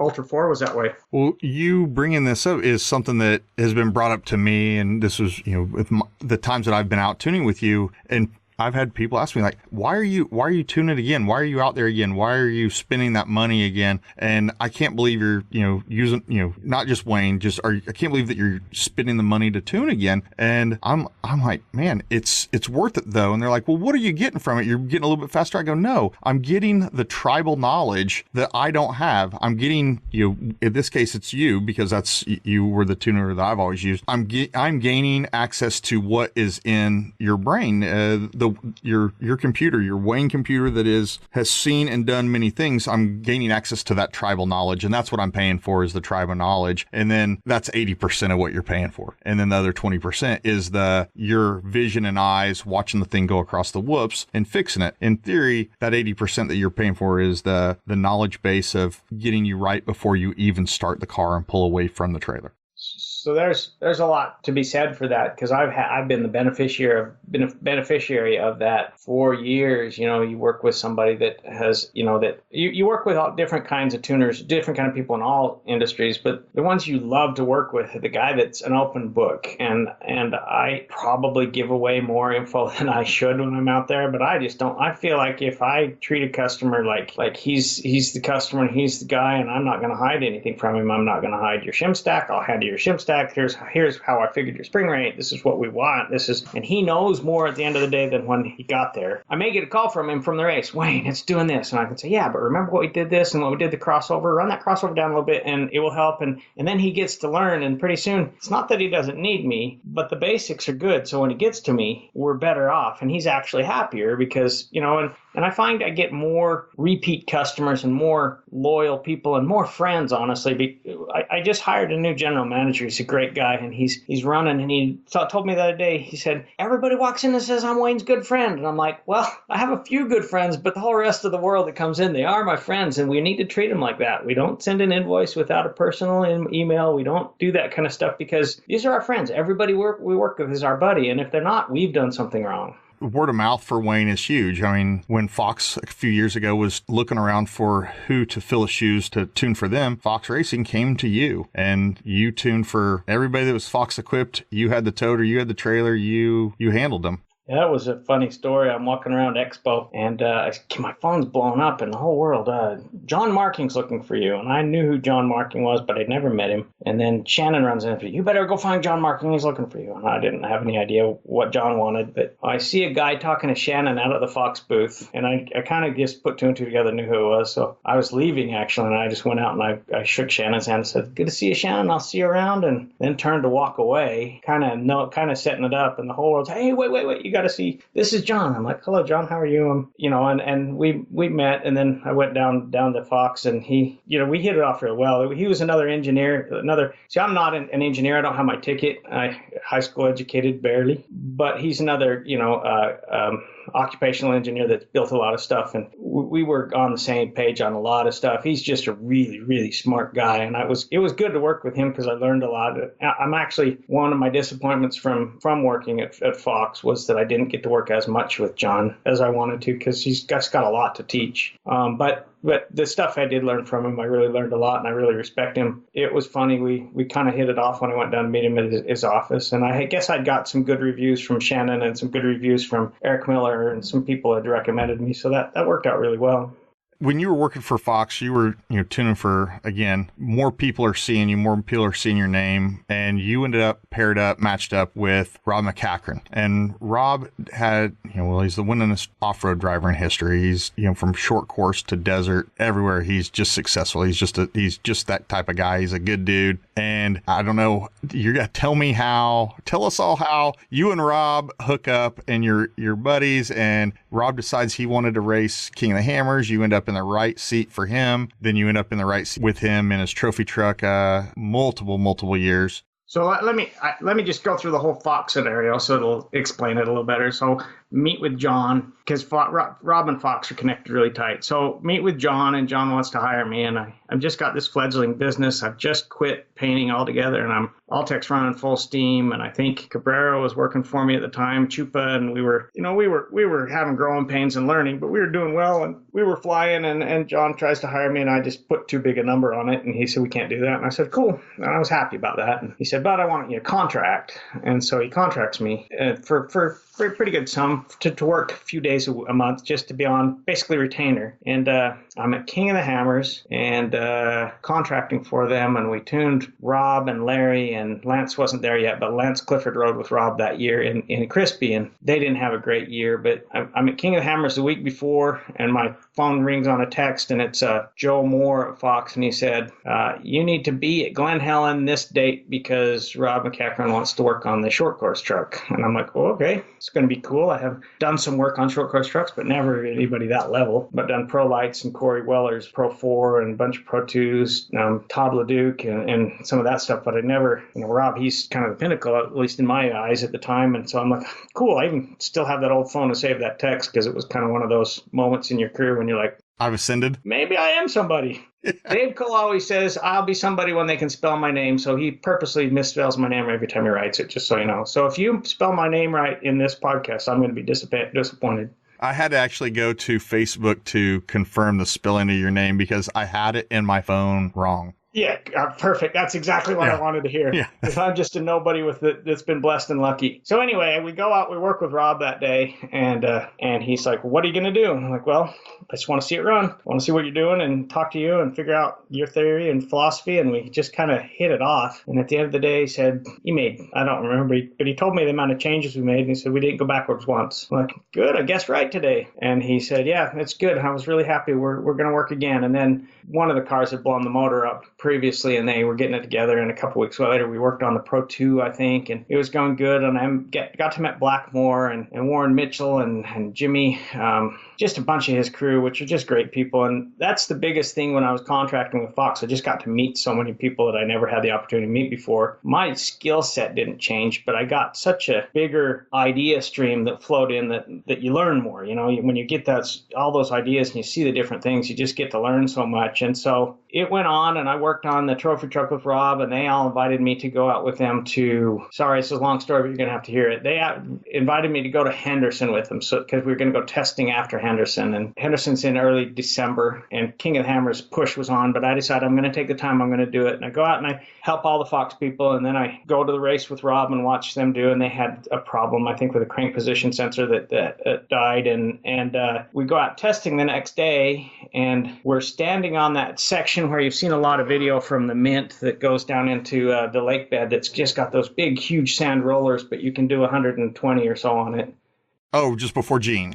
Yeah. Okay. So this is after Gene, on the other side of Gene going down toward Prim. And we're standing there, and I watch the truck go by. I'm like, oh, come back around. I mean, I do just a small little quarter turn change. And Rob always wants to know what I do when I did a change. And I told him, I won't tell you. After I will, but I won't tell you before, because you'll get an idea, because he's one of the most knowledgeable drivers I've ever worked with. He would know when I did a change before he rolled across the parking lot. It was pretty crazy to see that. And so he drives, and he comes back and says, way better everywhere, and even on the stuff where we were fighting earlier, it didn't change what we fixed earlier. What'd you do? And I told him I just made a small change. We were standing in the sand, and he tells me, he said, why did such a small change make such a big difference here and such a small difference here? And I said, made no difference where the shaft speed was low, because no force is happening. But where we make force, a small change makes a big force difference, and that's where it needed it. And he jokingly puts his right foot out like he's pushing on a throttle pedal and says, so I can just adjust my shaft speed however I want, And I laughed and said, you can do that, but you might die, so be careful. wonderful. But as he's saying that, it clicked in my head, why can't we make an automatically adjusting valve? Right. We drive back to the toter, and BLM is there writing us all tickets, which was another fun story. So we have to load up, and BLM writes us all tickets, and we take off. He said, well, we can either go to Apex or Barstow. So we all decide Barstow's better. So we go spend the night in Barstow. But on the way there, I came up with a way to change the way the bypass valve works. And that was early in December, and by Christmas, I had it built, and I gave him one, and we put one on a car, and it was way better. And after that, King of the Hammers was coming up, and we had started to work really hard on this system together. One day, I just, out of whim, and you need to know, Wayne, I'm the guy that knows nothing about medicine, and I will argue with the doctor that he's wrong. And so that's just the way I am, and I probably piss people off that way, and I don't mean to. It's just the way I am. So one day, I just texted him, and I said, Rob, look, I know you've tried to do King of Hammers 2 or 3 times before now. If you want to finish, I'll get you the finish. And he texts back, funny, Lance just texted me that he had an accident, and I didn't know Lance's accident, and he burnt his hands and couldn't ride. Yeah, his motorhome burned up north of Vegas. They were on the highway.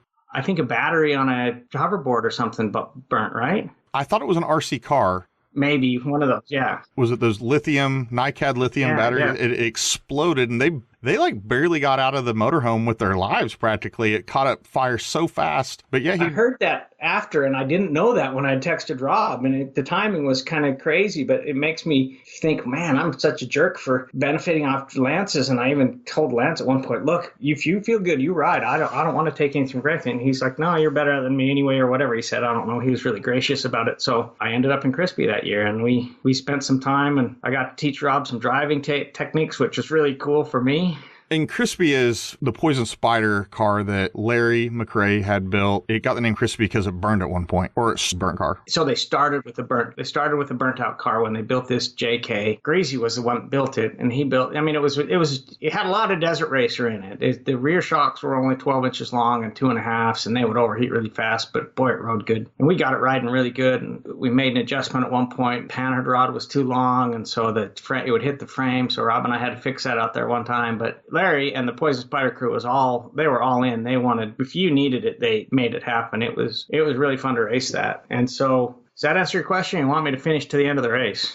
No, that's good. However far you want to go. But I think it's very cool how the impressions you made on Rob end up putting you in the right seat with him at KOH. And that ultimately ended up, graduating into you serving time in his trophy truck with him all over the Western states and then in Mexico. Yeah, so we do King of the Hammers, and I got to tell this story. I'm just going to finish it. So we run King of the Hammers, and at one point, I had to get out for a lot in Sledge, and I had to get out in Spooners to help Gary Faravani, who was down to 2-wheel drive and hung up, and Macy Higgins comes up, and I had to teach him how to tie a bowline and a winch line that would hold, and we winch Gary out of there, and at one point my catheter pulls off, and Rob's catheter had pulled off too because we were out of the car or something, and we were kind of joking about that. So we get finished, have a flat tire at the top of outer limits, and we had to change that. And that just about killed us because we were tired. We've been in the car a long time. When we get through, we're really happy because we finished like 11th, and it was his first finish ever. And the Poison Spider people, Larry and Sherry and the Poison Spider crew, were really happy because we got the car to the finish, and the panels still looked pretty straight. And we felt like it was a success. And we get out, and if you see the picture of Rob and I standing on top of the car with the champagne, there's pee-pee pants in both of us. And Rob will hate that I tell that story, but we both had blowouts. There's a lot to unpack there, just the Spooners, outer limits, all of that. But when you dropped in the catheter falling off, and I've had to explain this to people that they're like, how do you stay in a car for 8 hours or 10 hours or 12 hours? I'm like, you wear a catheter. And they're like, the immediate thought is the internal catheter that you shove something up your pee-pee hole, and don't say that again. And that's not the case at all. It's like a condom with a little elephant snout on the end, and you attach a piece of surgical tubing to it, and you roll this thing on. It's almost like a super glue, and then you fish the surgical tubing down your leg inside your fire suit, and then out your pant leg next to your fireproof shoes. If you're talking to a racer and they do not have a catheter story, you better doubt that they are a racer. Yeah, for sure. I think it might have even been Wayne was one of the first people to tell me, listen, if it's not a matter of when you have a failure, you will have a failure. It's not if, it's when. It's not if, it's when. Exactly. Everyone can tell one. Either they sat down in their seat, cinched their seatbelt on, and somehow ended up getting a pinch in it. And when they finally went down the path of using it, it inflated the surgical tube to balloon size until it burst or it shot off. Or the other one is just, you left it a little bit long out your pant leg, you're walking and one foot steps on top of it while that leg pulls away and you almost drop yourself. Oh, what are the other ones? I mean, there's plenty. So I work with Ricky Johnson quite a bit. He does coaching while I do tuning, and it works out really well together. And some of the most uncomfortable stories I've ever heard of Ricky Johnson, and he's got a million, is him explaining how to put a catheter on right. You're like, Ricky, there's visuals here. I don't want to know. And then you have to tell guys that, come into your program and they are pitting and they're new and they're rookies or whatever, that, hey, when the car comes into the pit, just because it's leaking something doesn't mean it's bad. Don't shove your hand down in it. Don't take it, touch it, lick it, whatever. Odds are, if it's coming from about the center body of the car, it's probably the driver or the co-driver they're urinating in the car while it's stopped, because people have the problem of going while the car's in motion. I never had the problem of going while the car's in motion. I was always fine with that. You just keep going and... I never did either till I turned 50. I'm only on the smooth roads and the pit, and I'm that jerk that will ask the new guy, and I'll usually call him by name. The new guy, hey, will you check the clear fluid coming from my side?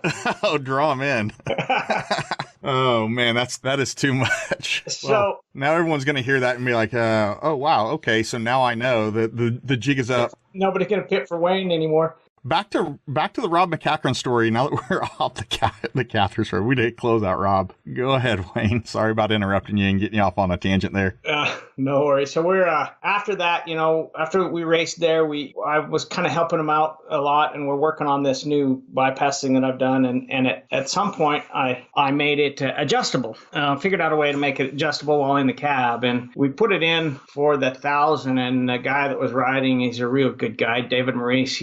I just like that guy, and his wife and him are just champions. She used to feed us. That's everything always for me comes back to food at some point. So that's why I'm fat, I suppose. But he didn't touch it. He didn't turn it. He didn't adjust it. He just didn't want to do something wrong and not be able to fix it. And Rob tells me, Wayne, you just got to get in the truck with me. And I told him, I can, Rob, but I'm nearly 50 now. I can't really change a tire. I can probably do one in 2 minutes, but I can't do one faster than that. And my job is to not hit rocks. I'll take care of the tires. You got to get in the car and feel what it's feeling so we can fix some of this stuff. I know it's my truck is great. Don't get me wrong, but we're never going to get better if you don't get in the car. So I agreed to ride in the Mint, and I don't think I slept for a month because I was worried I was going to be the guy. You never want to be that guy that loses a race for a legend, or I always worry about that anyway when I do stuff for anybody, but you kind of have to deal with that. So we had a really good run and qualifying, and then we get in the Mint and we're going, and the adjustable shocks are working really good, and I'm able to make him feel like the car's better, and we're going, and we actually ended up winning the Mint. And then I rode with him for another 5 or 6 races just to race, and I rode with him from then until the time I left Fox. But when I was with at Fox, I worked a lot of hours, and they owed me a lot of comp time, so I could take the time off to race with him. But it takes a lot of time to actually do the race. I mean, they're down there, guys are down there right now pre-running for the 1,000, and I would be normally anyway, but I broke my foot, so I'm not riding a truck this year. So that's how I got that. And then I got out of the car, not because we didn't get along or anything, just because when I went to do All-Tech full time and not do Fox anymore, I just wasn't going to have the time. And my time gets valuable when you're working for yourself. You work 24/7 anyway, so you really don't have time to take off. And which brings up this show and us coordinating again on this. And we talked about weekends and nights, and I'm very flexible. If I have to record at 2 a.m, we'll do it. And you're like, man, my weekends are super, super valuable. But Wyatt, that's when we're going to fit this in as a weekend. So man, thank you for taking your time to get on this here and come on and talk to us, Wayne. No problem. It's been a lot of fun. But we're not done. I know, we got lots. So what's the future? What is the future of Ultra 4? What's the future of KOH? What's the future of All-Tech? And what's the future of Wayne? I know there's a lot to unpack there, but what's the future for KOH as far as, in your eyes, where's the next? What is it? I mean, I think that the T1 race was a big influx of new blood for KOH, because I rode with Justin in the T1 race this year, and we were able to finish second. We had a really good chance at first, but credit to Luke, we didn't know he was there. We would have tried to run him down, but we took it easy after we thought we had passed our competition, and we didn't. And that's on our fault for not knowing who was in front of us, right? But so Luke won fair and square, and I'm not taking anything. He ran a really good race, but when Justin and I were out there, he got to play around with Cody's stuff a little bit, the pretty penny, and see what rock crawling was really well. And he's interested. I'm not going to say he's got a rock crawler now, but, and then Cameron Steele he's always been interested in Ultra 4, but, Cody and him and I teamed up, and I'm going to ride with him in KOH. And I just think that in the last while for off-road, there hasn't been an influx of new talent except for KOH, except for the King of the Hammers thing. Look at the new people.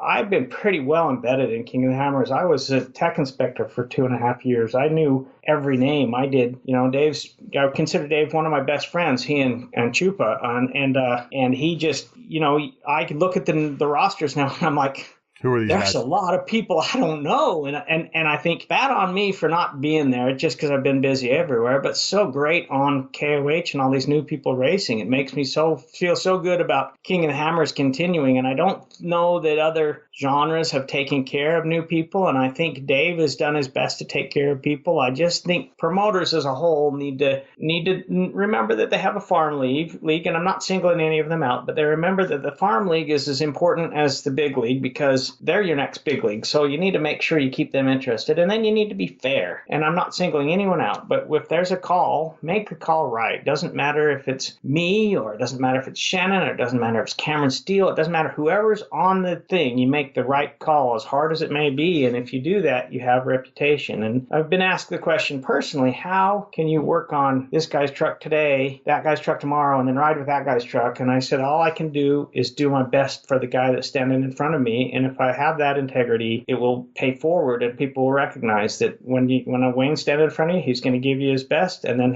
if he's racing against you, he's going to race hard, but he's going to race fair. And that's all I can do. And I believe that if promoters do the same thing and they're fair and they don't cater to the guy that has the right energy drink on the side of the car, or if they don't cater to the guy that has been there the longest, but they make the right call, I think they'll be better in the long run. And I just hope promoters can do that. I'm really worried about the condition of short course, and I'm hoping this new Midwest series can grow, because they look like they're starting off on the right foot. And Lucas has a little ways to go, but I hope they can learn from some of the things that have happened this year and fix them. And because short course is one of the best 4 hours of racing you can go watch, because it's so intense and it's right in your face and it's so much fun to do and it's so much fun to watch. Where desert racing is so much fun to do, not as much fun to watch. Really fun to watch the snippet, condensed version on TV or whatever later though. So I don't know if that makes sense, but that's what I would like to see, is just people take care of the new guy as well as you take care of the existing guy.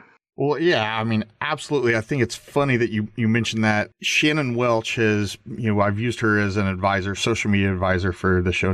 I had her on, and we regularly talk about, social media and marketing and how to make my reach and my visibility work better and better. But when it came to, I carried Nate Jesse, rookie out of Maryland. But he's an Indiana guy. And Shannon left Ultra 4 before the last KOH, and that would have been his first race. So I did not share, she's in my pre-listener pool, I did not share the episode with her because I wanted to get her reaction to a brand new rookie that she had no preconceived notion on.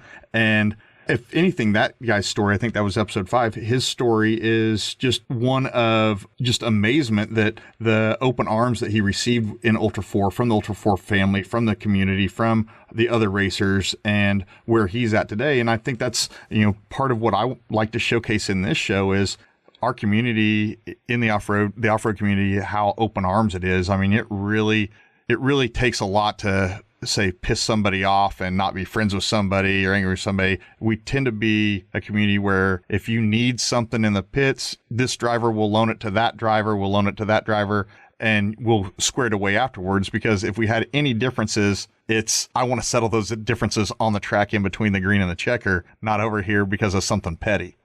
I agree with that. And I mean, we see some incidents happen in Ultra 4, but Ultra 4 is one of those, I mean, you remember the XXRA days and the Pro Rock and the We Rock and the U Rock days back where, everybody was just out there. It was a family. Everybody was around the same campfire. And I think we bring that spirit, and the more money that gets invested and the more new people that come in, maybe it's diluted some, but I think that spirit lives pretty hard in Ultra 4. The things that made me love Ultra 4 and not go desert racing, and do Ultra 4 instead of desert racing, the things that really did that for me were, it was a run what you brung kind of thing. You figure it out. Bring your best mousetrap, whether it's $1 million mousetrap or a 3-cent mousetrap. Bring it and race it, and let's see what we can do. I loved that part of Ultra 4 early. It reminded me of the early days of desert racing where we were gluing a third Monroe on the back of the car to make it go faster rather than actually rebuilding those expensive shocks that you had to buy out of that company out of Santee or Garden Grove, because none of us could afford that. But it was so fun then to do desert racing where we were making shims out of shim stock we had on the lathe, because we didn't want to buy that stuff and do all that good stuff. And that was the great days of desert racing to me. And then the great days of Ultra 4 was early Ultra 4 where there was a guy, I don't remember his name, that he had a Hayabusa in a yellow car, and he had quite a mouth on the internet, or at least he had fast fingers anyway. And I loved that guy because he was bringing new ideas, and he didn't do very well, but man, it was a lot of fun, and he brought interest, and that's what I think Ultra 4 had that the rest of us also had. We just were maybe a little bit more mellow about the whole thing. I do remember that Hayabusa car. Was it a Suzuki? I don't remember. It was tall and it was yellow. That's all I remember. And I remember it didn't do very much, and it overheated trying to climb backdoor on the LCQ. But that guy, and to meet that guy, he had a big mouth on the. He wanted to call him Ricky. I don't remember what he called himself, but he had fast fingers on the internet. But in front of him, he was a down to earth, good old boy that just would hand you a beer and come on in. And I didn't drink beer at the time, but he would. I fixed that problem, by the way. They were just great people, and he just had fast fingers, and he brought interest. And I think the characters of Ultra 4 were one of the reasons it grew so much, because, Shannon's a character and Lauren's a character. He's more mellow character, but, you can pick Lauren out of a crowd from a mile away just when he smiles, because he's got that Lauren smile, and he's always sporting it. And no matter where Lauren is, he'll stop and say hi. And just the people of Ultra 4 have always been so great. And desert's not far away from that. It's just when you're desert racing, you're more isolated. You don't see the people as much. No, I think that's spot on. The comparison is different. And the desert guys that have shown up in Hammertown, the eye-opening, the experience that they have has been something else. I think that's, when you had 10, 12 years of that meant so much when it came time for Dave to throw his idea out about having T1s on Thursday. It wasn't such a hard buy-in to get them to, you know what, there's something here. This is cool. Hopefully those guys will come by the fire pit, any night of the week. I was really disappointed to hear like Lauren say, I just don't have time for the fire pit anymore, things like that. But I know that's not the case, but verbalized, I really like it when, I'm not down there that often, but when I am, it's really cool to see the other drivers, the other personalities, the other characters down there, and just, passing around the bottle of whatever it is. What are you bringing this year, Wyatt? What are you bringing? I don't know. I'll definitely be there in my pre-runner, just hammering around, enjoying it, socializing, having fun, hanging out with you. Let me give you a bit of insight into that. When you travel, and I don't want to say that we have a hard life. I have a really blessed life, and I love my job every day I wake up. But I travel, 2 to 3, at least 3 weekends a month, and you travel all the time, and you're gone all the time. And these racers do that too. And I used to always wonder, why the hell don't they come to the fire pit, and why don't they hang out? But honestly, they got wives and families and lives that they get home. And when the racing's done on Thursday, I wish more of them had stayed, but you've put yourself in their shoes. They've just been out here pre-running for a week. They left Parker. They've been on the road for nearly 10 full days, and their wives and their new baby and their whatever, and they want to get home too. So I don't want people to think bad of the desert racers that don't come out. And I know you didn't mean that, but I'm just saying that because I thought that a lot. I always wondered why, and then I got into this business, and I have been so blessed, and I love what I do. But eventually, your wife says, look, I love what you're doing. I'm very happy about you, and I'm supportive, but I haven't seen you in 3 months. When are you going to be home for a Saturday? And then you have to start thinking, oh, you know what, you're right. And I actually had to stop doing as much tuning on weekends because I don't have weekends. Very valid point. Very valid story. Recently, Dale Earnhardt Jr. crashed a plane. His jet crashed in North Carolina, leaving. I think I don't remember where they were going, but it wasn't that far of a drive. It was a 4-hour drive, but it was a 20-minute plane ride. And he took a lot of heat for why are you flying? And Brad Keselowski, another NASCAR celebrity, he came out and Brad said, "Hey, here's the reason why we have private jets, and here's the reason we fly, because we race 50 weekends out of the year, or whatever NASCAR is, 42 weekends out of the year. Yeah. We are somewhere every single weekend. We are there. We leave the race on Sunday. We fly home that night. We're home that night. And then we are back out on Tuesday or Wednesday morning. So for us to have a jet means more time with our families. And how can you fault that? I mean, we all have families. We're all trying to, a ways to a means versus the other way around." I will back that up, that at some point in your racing career, your time becomes more valuable than your money. And that sounds really ridiculous. I know. Can't believe I said it, but it is true. At some point, your time becomes more valuable than money. Very logical. Maybe that comes with age, that you and I both have that view at this point in time. I don't. I got more gray in my beard than you do. I just don't have any hair on top of my head, but you have a full head of hair, so I'm a lot jealous of that. Well, Wayne, did we cover everything that you wanted to cover? Was this everything you thought it was going to be? It was great. I'd just like to say that you asked me about the future of Alltech, and I would like to tell you everything, but I would like to tell you, the only thing I can really say right now is there's some big stuff coming. We have some hardware coming out, but patents are slow and the prototype process is slow, and there's probably been some rumors, and I've probably talked to a few people, but just be patient. I broke my foot at the beginning of this year being stupid. There's a thing I want to say. We all work around cars. We all get underneath cars, but don't get lax. We get complacent, and I got complacent, and I had a car fall on me and broke my foot, and I'm lucky I didn't die.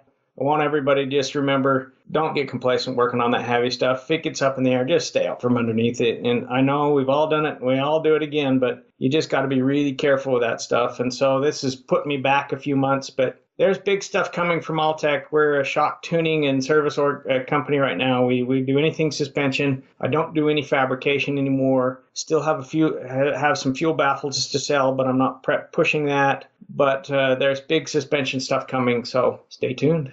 Man, I love it. Wayne, thank you for coming on. Thank you for spending the last couple hours with me. I always love talking to you, Dad. You're great, man. You're just a great dude. If you get into February, you're at Hammertown, you're wandering around, look for the Alltech trailer, white trailer, and he'll be there.